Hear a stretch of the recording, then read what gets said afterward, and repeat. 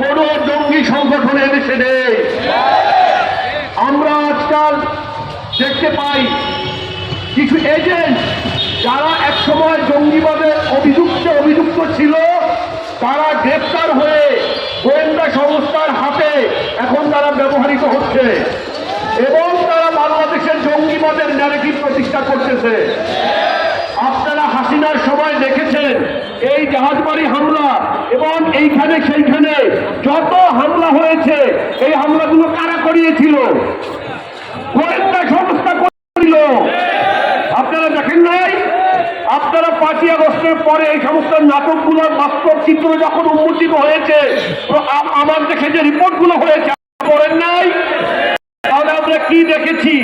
এই দেশে জঙ্গিবাদী হামলাগুলো হয়েছে, সেই হামলাগুলো ছিল হাসিনার গোয়েন্দা সংস্থার সাজানো।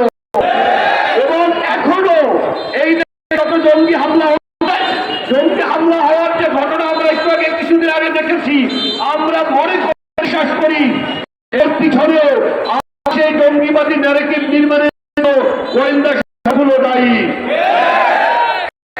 কোন দেশে যদি কোনো ঘটনা ঘটে থাকে, যদি কোনো ব্যক্তি